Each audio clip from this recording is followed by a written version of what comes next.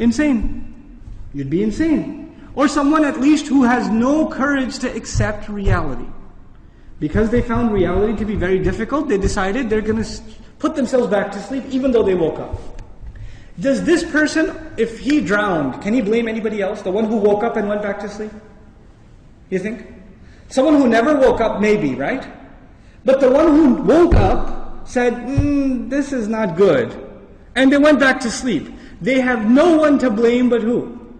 Themselves. They have no one to blame but themselves. Now, let's imagine that they did wake up. What do you have to do next? Oh, it's pretty bad, I'm drowning.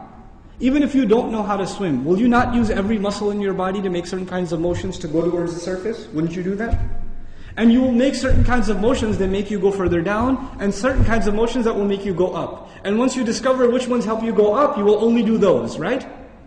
You will do those. In other words, the first thing was you have to wake up, the second was you have to swim. You have to do something to try to get to the surface. When you got to the surface, you gasped for air, and you got pulled back down. You got pulled back down. And you know who you got pulled back down? You won't believe this. There's a chain around your foot, and your relative, your cousin, is sleeping, and he dragged you down. And now you're drowning because of your sleeping cousin. What do you have to do now? You got to wake him up. And you're not even waking him up because you want to save him. Who are you waking him up for?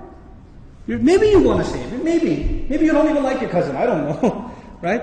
But what's the point? The point is you're trying to wake him up because if you don't wake him up, who's also going to drown? You yourself. So you wake him up and he says, man, I was driving a Ferrari, you woke me up for no reason, I'm going back to sleep. Forget you. Can you just say, okay, well I didn't like you anyway, suit yourself? Can't do that. If he goes to sleep again, what are you going to do? No man, wake up, let's go, we can't give up. You can't not accept reality.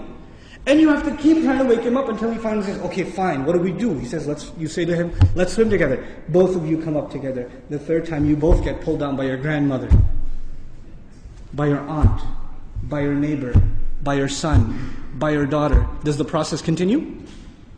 The process continue? There's a 4-part process to this people surviving. The first was they had to wake up themselves. Then they had to try to swim. Then they had to tell other people that they're tied to, this is the truth. Let's go. And even if they got tired and one of them said, man, I can't do this anymore. We've been doing this now over and over again. I don't know if I can do it anymore. And the other one says, no, we are all going to survive together. You have to do this. Come on, let's go. Keep going. You ever seen those kinds of movies where they're trying to escape from some army and one of them gets tired and says, I can't run anymore. What do the others do? Come on, let's go. We can do this. And they get them to run anyway, even though